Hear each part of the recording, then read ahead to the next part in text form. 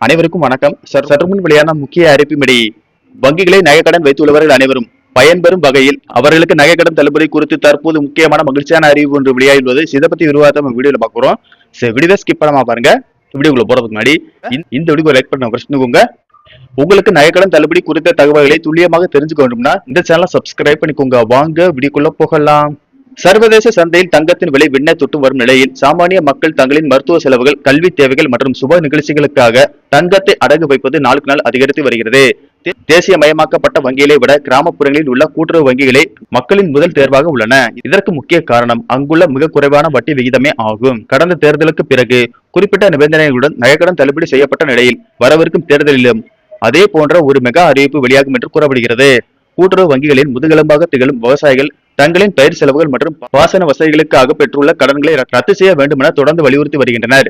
குறிப்பாக சிறு மற்றும் குறு விவசாயிகள் வாங்கிய பயிர் கடன்கள் முழுமையாக ரத்து செய்ய வேண்டும் அல்லது குறைந்தபட்ச அசல் தொகையில் தள்ளுபடி வழங்க வேண்டும் என்பது அவர்களின் பிரதான கோரிக்கையாக உள்ளது. இயற்கை சீற்றங்களால் பயிர்கள் சேதமடைந்த பகுதிகளுக்கு தனி பயனாக சிறப்பு தள்ளுபடி திட்டத்தை அரசு அறிவிக்க வேண்டும் என பல்வேறு விவசாய அமைப்புகள் ஏற்கனவே அரசிடம் மனுக்களை சமர்ப்பித்துள்ளன. மறுபுறம் உயர்கல்விக்காக கூட்டுறவு வங்கிகளில் கடன் பெற்ற மாணவர்கள் மற்றும் அவர்களின் பெற்றோர்கள் கல்வி கடன் ரத்து குறித்த அறிவிப்பை ஆவலோடு எதிர்பார்க்கின்றனர். முழுமையாக ரத்து செய்ய முடியாவிட்டாலும் வட்டி தொகையாவது தள்ளுபடி செய்ய வேண்டும் என்பது அவர்களின் கோரிக்கையாக விடுத்துள்ளனர். குறிப்பாக மாற்றுத்திறனாளிகள், பொருளாதாரத்தில் பின்தங்கிய குடும்பங்களைச் சேர்ந்த மாணவர்கள் மற்றும் மாணவிகளுக்கு சிறப்பு சலுகைகள் கிடைத்தால் அது அவர்களின் எதிர்காலத்திற்கு பெரும் உதவியாக இருக்கும் என இளைஞர்கள் கருதுகின்றனர். சமீபத்தில் தாக்கல் செய்யப்பட்ட தமிழக அரசின் இடைக்கால பட்ஜெட்டில் இது போன்ற கடன் தள்ளுபடி குறித்த அறிவிப்புகள் இல்லாதது ஒருபுறம் ஏமாற்றத்தை தந்தாலும் திமுகவின் தேர்தல் அறிக்கையில் இதற்கான அறிவிப்பு வெளியாகும் என்று அரசியல் வட்டாரங்கள் தெரிவிக்கின்றன.